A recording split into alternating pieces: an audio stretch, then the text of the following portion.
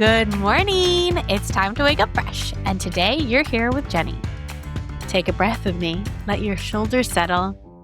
If you woke up already bracing for how someone else might react today, let's pause that instinct for just a moment.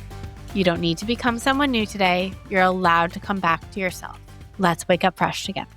Many of us grew up believing that being a good person meant managing other people's emotions, keeping the peace, avoiding disappointment, anticipating reactions before they happen. We learned how to soften our words, adjust our tone, or abandon our own needs. Not because we wanted to, but because it felt safer than risking discomfort or conflict. So I want to gently remind you of something important. You are not responsible for other people's feelings. You are responsible for how you speak. You are responsible for being respectful and honest.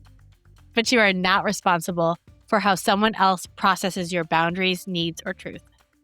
That part belongs to them. When we take on responsibility for other people's emotions, we end up editing ourselves constantly. We choose our words not based on truth, but on how they might be received. And over time, that erodes trust, both with others and ourselves. There's a difference between being considerate and being emotionally over-responsible. Consideration says, I'll speak thoughtfully. Over-responsibility says, I'll contort myself so no one ever feels uncomfortable. Totally doable. And that's not sustainable.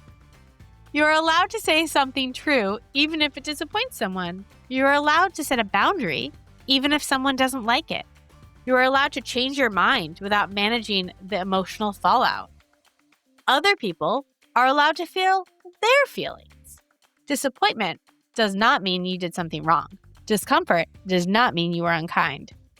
Someone else's reaction is not proof that you should have stayed silent. This can feel especially hard if you've been praised for being accommodating and easygoing. Letting go of emotional over-responsibility can feel like you're suddenly being selfish, even when you know you're not. The discomfort is often just unfamiliarity. You're learning a new way of relating, one where honesty and self-respect coexist. And that is a skill worth practicing. Here's today's gentle practice. Notice one moment today where you feel responsible for someone else's emotional reaction. Pause and remind yourself, I can be kind without carrying this. Let that be enough. Repeat this line, keep it with you all day. You are not responsible for other people's feelings. Repeat it as many times as you need. That's it for today. Take this with you, leave the rest, and be gentle with yourself as the day unfolds. I'm really glad you're here, and we'll wake up fresh again tomorrow.